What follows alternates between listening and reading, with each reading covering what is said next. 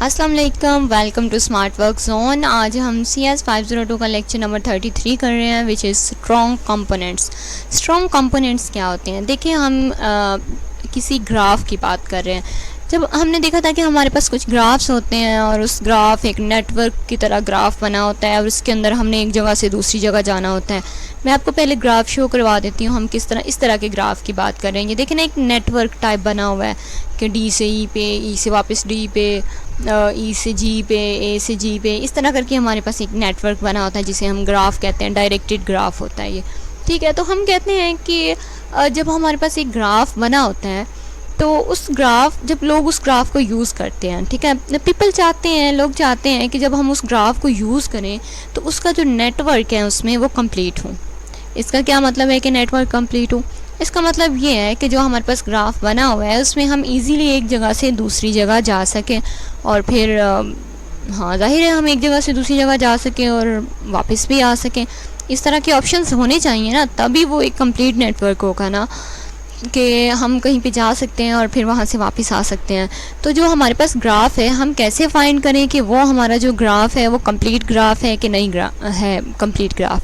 तो उसके लिए हमने यूँ करना है कि हमने उस ग्राफ को लेना है, उसके अंदर स्ट्रॉन्ग कंपोनेंट फाइंड करेंगे और वो स्ट्रॉन्ग कंपोनेंट हमें बताएंगे कि आपका ग्राफ जो है वो कितना कंप्लीट है। तो स्ट्रॉन्ग कंपोनेंट क्या होते हैं, पहले हम इसे डिफ़ाइन कर लेते हैं। कहते हैं कि स्ट्रॉन्ग कंपोनेंट क्या होते हैं।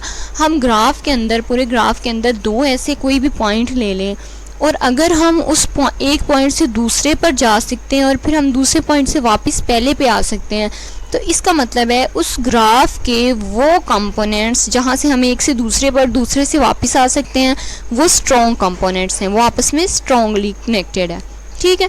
जैसे मतलब हम यहाँ पे अगर एग्जांपल ले लें तो ये आई और एच को देख लें, हम आई से एच पे जा सकते हैं और एच से वापस आई पे आ सकते हैं, तो इसका मतलब है ये स्ट्रॉन्गली कनेक्टेड है। इसी तरह हम ये देख लें, ए से बी पे जा सकते हैं और क्या हम बी से वापस ए पे आ सकते हैं? तो हाँ, बी से हम सी पे जाएंगे, सी से वापस ए पे, तो हम बी से वापस ए पे भी आ सकते हैं। ज़रूरी नहीं है कि आप डायरेक्ट आएँ, इनडायरेक्ट भी आ सकते हैं, लेकिन अगर आप एक जगह से किसी दूसरी जगह पर जाके फिर वापस वहीं पर आ सकते हैं, तो इसका मतलब है कि फिर आपका जो वो कंपोनेंट है वो स्ट्रॉन्ग कंपोनेंट है। अब यहाँ पे उसने एक चीज़ कही है, कहता है कि अगर आपका अगर आप वी से यू पे जा सकते हैं और यू से वापस वी पे आ सकते हैं, तो हम कहेंगे कि ये म्यूचुअली रीचेबल है, ठीक है। उसने एक और नाम आप समझ लें दे दिया है कि वो म्यूचुअली रीचेबल है।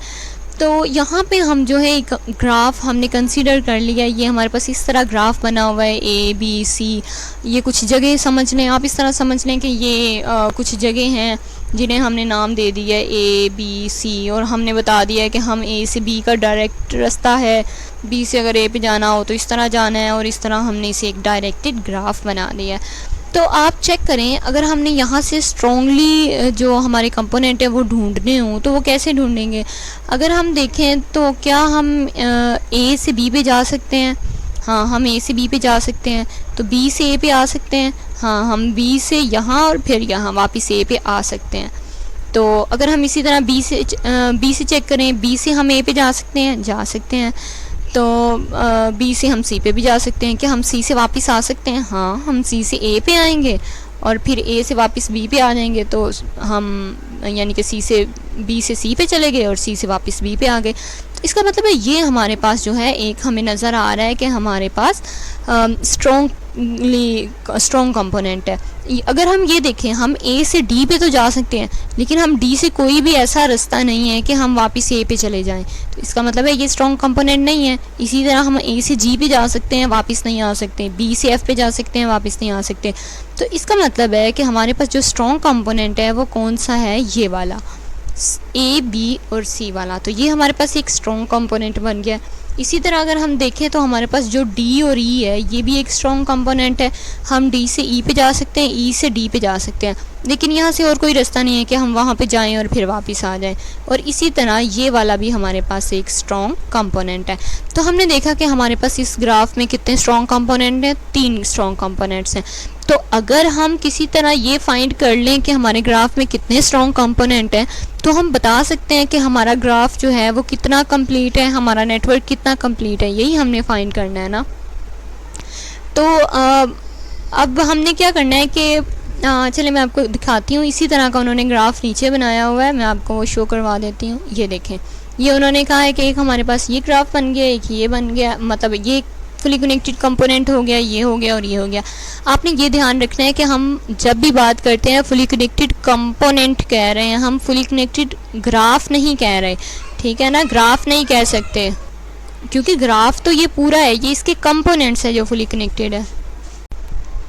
तो कहता है कि अगर हम इस पूरे को एक ही लिख लें, मतलब हम ए बी सी को इकट्ठा कर लें और इसको इकट्ठा कर लें और इसको इकट्ठा कर लें, तो हमारे पास एक इस तरह का ग्राफ बन जाएगा, है ना। ए बी सी को हमने वो जो पूरा सर्कल लगाया था ना, ये वाला, इसको हमने ए बी सी को इकट्ठा कर लिया और जो दूसरा था डी उसको इकट्ठा कर लिया और एफ जी एच आई को इकट्ठा कर लिया। तो अब यहाँ पे उसने हमें एक टर्म दी हुई है इक्विवेलेंस रिलेशन। कहता है कि जब हम एक जगह से दूसरी जगह वापस आ सकते हैं और उससे फिर हम वापस उसी जगह पे आ सकते हैं, तो उन दोनों के दरमियान जो रिलेशन है उसे हम इक्विवेलेंस रिलेशन कहेंगे, ठीक है। अब यहाँ पे इस ग्राफ के हवाले से हमें एक एग्जांपल दी हुई है हमारे वीयू के लेक्चर्स में, वो भी मैं आपको बता देती हूँ। वो कहते हैं कि अगर हमारे पास एक चोर है कोई, उन्होंने चोरी कर लिया है, तो हम अगर इन्हें शहर कंसीडर कर लें, ये जो हमने सर्कल किए हैं, तो हम कहें कि ये एक शहर है, ये दूसरा शहर है, ये तीसरा शहर है। तो अगर जो चोर हैं वो इस शहर से चोरी करके इस वाले शहर में आ रहे हैं, तो बजाय इसके कि पुलिस यहाँ पे हर सड़क पे जो है वो ब्लॉकेज करे, हर सड़क पे नाका लगाए, जैसे कि अगर हम कहते हैं कि इस शहर से इस शहर में आ रहे हैं, तो उसे क्या करना होगा कि यहाँ पे वो नाका लगाएगी, यहाँ पे लगाएगी, यहाँ पे, फिर इस शहर की हर जगह पे लगाए, तो फिर ही हो सकता है कि वो चोर जहाँ से गुजरे तो वो हमें मिल जाए। लेकिन इससे बेस्ट तरीका क्या है कि अगर हमें स्ट्रांगली कंपोनेंट पता हूँ, तो हम अगर सिर्फ इन दो जगहों पे लगा दें, तो इतनी जगह पे लगाने के बजाय सिर्फ इन दो जगह पे लगा दें। हमें जबकि पता है कि वो यहाँ से यहाँ पे आ रहे हैं और यहाँ के दो ही रास्ते हैं, तो हम इस दो जगह पे लगाएंगे तो हम इजीली कवर कर सकते हैं, बजाय इसके कि हम यहाँ पे जो हैं इतने सारे नाके लगाएं। तो इस तरह की जो प्रॉब्लम्स होती हैं उन्हें सॉल्व करने के लिए हमें ये जो स्ट्रॉन्ग कंपोनेंट्स हैं ये चाहिए होते हैं। तो ये हमारे पास एक ग्राफ बन गया और वो कहता है इस ग्राफ को हम डैग कहते हैं, ठीक है। कहता है जब आपके पास डैग बनता है तो वो ए साइक्लिक होता है। ये मस्ट है कि वो ए साइक्लिक होना चाहिए, यानी कि इसके अंदर साइकिल नहीं बनेगा, क्योंकि अगर इसके अंदर साइकिल बन रहा होता तो वो तो स्ट्रॉन्ग कंपोनेंट हो जाता। स्ट्रॉन्ग कंपोनेंट ये आपस में नहीं है, इसीलिए हमने इन्हें डैग बनाया है ना। तो ये देखें, आप यहाँ से यहाँ पे आ सकते हैं, यहाँ जा सकते हैं, लेकिन वापस यहाँ पे नहीं जा सकते, तो ये साइकिल नहीं बन सकता। अगर आपको लेक्चर समझ आ रहा है तो सब्सक्राइब कर दें। और नेक्स्ट अब हम कहते हैं कि अगर हम ये प्रॉब्लम सॉल्व कर सकते हैं अगर हम स्ट्रॉन्ग कंपोनेंट्स फाइंड कर लें। अब ये तो पता चल गया कि अगर हम स्ट्रॉन्ग कंपोनेंट फाइंड कर लें तो प्रॉब्लम हल हो जाएगी, लेकिन अब ये स्ट्रॉन्ग कंपोनेंट फाइंड कैसे करेंगे, उसके लिए हमारे पास कोई एल्गोरिथम तो होना चाहिए ना। हम हमेशा मैप को पूरे को खोल के, और वो अगर हज़ारों की तादाद में हो तो किस तरह फाइंड करेंगे। तो उसके लिए हमारे पास एल्गोरिथम होना चाहिए। हम किसी सॉफ्टवेयर की बात कर रहे हैं तो जाहिर है उसके लिए हमारे पास एल्गोरिथम होगा। तो उसके लिए हम कौन सा एल्गोरिथम अप्लाई कर सकते हैं, तो हमारे पास एक एल्गोरिथम है DFS। हम DFS अप्लाई करें तो हमें ये मिल सकते हैं स्ट्रॉन्ग कंपोनेंट्स। अब DFS क्या करता है कि DFS हमने पिछले लेक्चर्स में एक एग्जांपल देखी थी जिसमें वो हमें बताया हुआ था कि हम एक कमरे में खड़े हुए हैं। ये एक कमरे से जो है हमारे पास एक कमरे में दो और कमरों के दरवाजे हैं। जो एक कमरा जो है वो H में खुल है और दूसरा जो F में है, यानी कि I से हम H में जा सकते हैं, F में जा सकते हैं, फिर F वाले कमरे से हम G में जा सकते हैं। और इस तरह हमें एक एग्जांपल दी हुई थी। ये भी बिल्कुल वैसे ही है कि वो कहता है कि ये किस तरह हो सकता है, DFS किस तरह है कि हम किसी भी पूरे ग्राफ में किसी भी एक जगह पे अप्लाई कर देते हैं। और DFS की ये खासियत है कि ये जब तक पूरे ग्राफ की हर ये जो है ना पॉइंट इसे विज़िट नहीं करता, ये कंप्लीट नहीं होता। ये तब कंप्लीट होगा जब ये सारे पॉइंट्स को विज़िट कर लेगा। तो हम किसी भी एक जगह पे DFS अप्लाई कर देते हैं, वो पूरे को विज़िट करता है और हमें वो स्ट्रॉन्ग कंपोनेंट फाइंड करके दे देता है। तो चलिए हम अप्लाई करके देखते हैं ये किस तरह काम करता है। हम कहते हैं कि हमने इसे, क्योंकि हम इसे कहीं से भी स्टार्ट कर सकते हैं, ये कोई इसमें नहीं है कि आप कहाँ से स्टार्ट करें, तो कहीं से भी स्टार्ट कर सकते हैं। हमने I से स्टार्ट किया, ठीक है। तो हमने I से स्टार्ट किया, तो हम I पे खड़े हुए थे, ठीक है। तो I पे क्योंकि हमने I से स्टार्ट किया तो इसे हमने 1 कह दिया। तो I से हम अब गए H पे, तो आई से एज पे गए तो एज को हमने 2 कह दिया। अब एज से आगे और कोई जगह नहीं है जाने के लिए, तो एज से हमने वापस जाना है। तो अब वापस जाते वक्त हमने फिर एक नंबर देना है, तो हमने वापस जाते हुए क्या नंबर दिया 3, और फिर हम वापस आई पे चले गए। तो ये जो हमारे पास नंबर बनता है ना, ये जैसे 2 और 3 बने हैं, तो 2 हमारा एंट्री नंबर है और 3 हमारा यानी कि आउटिंग नंबर है। तो हमने हर एक को नंबर देते जाना है। अब हम आई पे आ गए हैं, हम इसे 4 नहीं कह सकते क्योंकि अभी इससे हम एफ पे भी जा सकते हैं। इसके सारे रूम विजिट नहीं हुए, एच के तो सारे रूम विजिट हो गए थे, उससे आगे कुछ भी नहीं था, तो हम 3 कह के वापस चले गए। लेकिन आई पे हम 4 नहीं कह सकते। अब आई से हम एफ पे जाएंगे, इसे हम 4 कहेंगे। एफ से हम जी पे गए, इसे हमने 5 कहा। अब जी से आगे कुछ नहीं है, तो हम वापस जाएंगे तो इसे 6 कह लेंगे, और वापस जाते हुए क्योंकि हम एफ़ को भी क्रॉस कर रहे हैं तो हम इसे एफ़ को 7 कह देंगे, और वापस हम आई पे आ गए। अब आई के और कोई रास्ता नहीं है जाने के लिए, तो अब हम आई को 8 कह देंगे।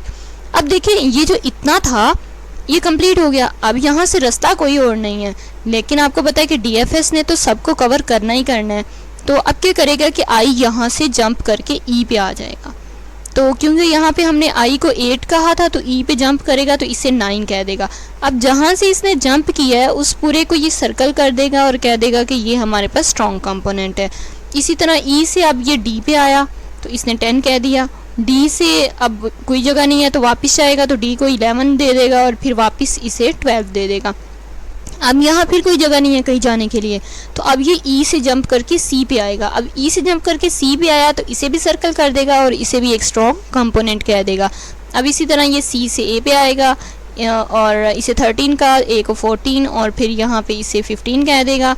अब यहाँ से जो है कोई और जगह नहीं है तो इसे 16 कह देगा और वापस सी पे चला जाएगा। सी पे जाते हुए ये ई को भी विज़िट करेगा तो ये 17 और फिर सी पे 18। तो इस तरह ये इसने इस पूरे को भी एक स्ट्रॉन्ग कंपोनेंट कह दिया। तो हमने देखा कि हमने DFS जब अप्लाई किया, आई से स्टार्ट किया, तो इसने हमें तीनों जो स्ट्रॉन्ग कंपोनेंट है वो फाइंड करके दे दिए। तो क्या हम कह सकते हैं कि हमारे पास कोई भी अगर ग्राफ बना हुआ है, डायरेक्टेड ग्राफ, तो उस पर हम DFS अप्लाई करें और हमें आंसर मिल जाएगा? नहीं, ये हमेशा ऐसा नहीं होता, जनरली ऐसा नहीं होता।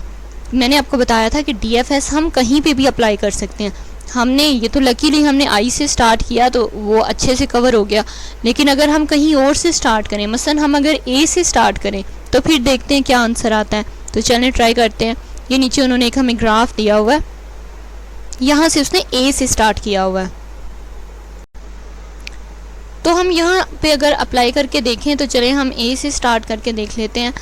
हम कहते हैं कि हम ए पे खड़े हुए थे, ए को हमने 1 कह दिया, ए से हम बी पे गए, बी को हमने 2 कह दिया और बी से हम सी पे गए।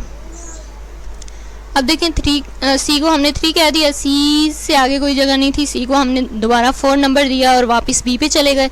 बी से आगे, बी को अब हम 5 नहीं कह सकते, बी से आगे जगह है ना एफ़ पे, तो हम एफ़ पे चले गए, एफ़ को हमने 5 कह दिया, फिर जी पे 6, आई पे 7, इसी तरह एच पे 8 और फिर हम एच से वापस जाएंगे तो एच 9 और आई पे 10 और इस तरह हम ये देखें करते करते तो हम वापस जो है यहाँ पे एफ़ पे आ गए। एफ़ को हमने 12 कह दिया और एफ़ से वापस बी के लिए फिर रास्ता था, अब वो एरो से ज़रा ख़त्म हो गया, हम देख सकते हैं। आप अगर अपने नोट्स में देखें या भी मैं दिखा दूँगी तो वापस रास्ता था, तो यहाँ पे 13 हो गया। तो अब आप चेक करें कि ये 13 तक उसने कंप्लीट कर लिया, अब वो यहाँ से जंप करेगा, अब कोई और रास्ता नहीं है। तो अब जब वो जंप करके इधर आएगा तो वो इस पूरे को कहेगा कि ये एक कंपोनेंट है, ठीक है ना। अब उसने इस पूरे को एक कंपोनेंट कह दिया और अब वो जंप करके यहाँ पे आ गया डी पे, तो अब वो डी से जो है ई और ई से वापस डी पे, इस तरह तो वो कह देगा कि ये जो है हमारा ये एक दूसरा कंपोनेंट है। तो आपने देखा लास्ट टाइम उसने हमें 3 कंपोनेंट बना के दिए थे और अब उसने 2 कंपोनेंट बना के दिए। तो इसका क्या मतलब हुआ कि ज़रूरी नहीं है हम DFS जब भी अप्लाई करें हमारा आंसर करेक्ट आए। तो अब क्या हम कोई ऐसा मेथड यूज़ कर सकते हैं जिससे हमें पता चले कि नहीं, अच्छा देखिए, ये मैंने कहा था एफ़ से वापस बी पे नहीं गए, एफ़ से हमने जंप कर लिया था और क्योंकि इसे हमने क्लोज़ नहीं किया था तो जंप करते हुए जो हमारा आखिरी डिजिट था वो हमने इसे दे के क्लोज़ कर दिया, तो बाकी वैसे ही था, हमने एफ़ से डी पे आ गए और इस तरह। तो अब क्या हम कर सकते हैं, हमें पता चल गया कि DFS अगर हम किसी और जगह पे गलत जगह पे अप्लाई कर देंगे तो गलत आंसर आ जाएगा। तो क्या हम DFS को कह सकते हैं कि भाई साहब आप जो है ना हमारा यहीं से स्टार्ट करना, यहाँ से हमारा आंसर ठीक आता है? अरे भाई नहीं, ये इतना ईजी नहीं है किसी एल्गोरिथम को ये कमांड कर देना या DFS को ये कमांड कर देना कि कहाँ से शुरू करो। तो इसके लिए कोई मेथड होना चाहिए। ये कोई आसान काम तो नहीं है, लेकिन हम ये कर सकते हैं। इसका आंसर है यस, हाँ हम कर सकते हैं, लेकिन इसका जो आंसर है वो बहुत क्रिटिकली समझने के बहुत अजीब सा है। जब आप भी सुनेंगे तो आप कहेंगे कि क्या ये क्या कह रहा है। देखिए वो कहता है कि आप क्वेश्चन क्या था आपका कि आपको एक ग्राफ दिया जाता है और आपने बताना है कि जो है ये कंप्लीट नेटवर्क है या नहीं। यही था ना हमारा क्वेश्चन ये था कि ग्राफ दे दिया गया और आंसर हमने ये देना है कि ये कंप्लीट ग्राफ है या नहीं है। तो हमने कहा था कि अगर हम उसके लिए स्ट्रॉन्ग कंपोनेंट फाइंड कर लें तो हमें पता चल सकता है कि ये स्ट्रॉन्ग कितना कंप्लीट है। तो अब हम जो है ना हम कह रहे हैं कि जो हमें क्वेश्चन देने वाला है ना, जो हमें ग्राफ दे रहा है, वो साथ में हमें ये भी बता दे कि इसके स्ट्रॉन्ग कंपोनेंट कौन कौन से हैं। अब ये बात तो अजीब है कि अगर वो आपको क्वेश्चन दे रहा है तो साथ में आपको आंसर भी दे दे, लेकिन अभी हम यही कंसीडर करेंगे, ये इसी को यूज़ करके इसका मेथड निकाला गया। अभी हम ये तो नहीं देखेंगे कि हमें किस तरह पता चलेगा कि वो कंपोनेंट कौन से हैं, उसे हम बाद में डिस्कस करेंगे। लेकिन सपोज़ करें कि हमारे पास जो है उन्होंने हमें DAG दे दी है। DAG हमारे पास क्या थी, ये इस तरह की जो डायग्राम थी, आपको याद होगा हमने एक डायग्राम दिखाई थी मैंने आपको, ये जो हमने बनाई थी और इसे हमने DAG कहा था। तो कहता है कि आप कंसीडर करें कि उन्होंने आपको स्ट्रॉन्ग कंपोनेंट बता दिए हैं कौन से हैं। जिसने ग्राफ दिया था उसने आपको स्ट्रॉन्ग कंपोनेंट भी बता दिए हैं, तो आपने उससे DAG तैयार कर लिया। तो उस DAG पे अब आपने क्या करना है, DFS अप्लाई करने के लिए अब आपने क्या करना है, उस DAG को लेना है। ये देखें, ये हमारे पास जो है ये DAG आ गया, ये वाला ABC और ये DE। तो इसको आपने रिवर्स कर देना है। सबसे पहले आपने DAG बना लेना है, उसके बाद आपने रिवर्स कर देना है। देखें इसके सारे एरो जो थे वो इस साइड को थे, ठीक है ना, ABC से DE की तरफ, DE से FG की तरफ, और ये देखें ये वाले। तो आपने सारे एरोज़ को रिवर्स कर देना है, ठीक है। तो रिवर्स करने के बाद अब आप बता सकते हैं कि आपने जो है कहाँ से स्टार्ट करना है। अब आप अपने जो है DFS को कहें कि भाई आपने ये जो फर्स्ट वाला हमारे पास पॉइंट आया ना, जिसकी तरफ सारे एरो आ रहे हैं, आप इसके किसी भी कंपोनेंट से स्टार्ट कर सकते हैं, चाहे G से कर लें, चाहे H से कर लें, चाहे I से कर लें, चाहे F से कर लें, आपके पास आंसर ठीक आएगा। आज तक का लेक्चर हमारा इतना ही था। इसमें हमने ये तो नहीं देखा कि हमारे पास ये जो है DAG कैसे बन गया, हमने स्ट्रॉन्ग कंपोनेंट्स कहाँ से ले लिए।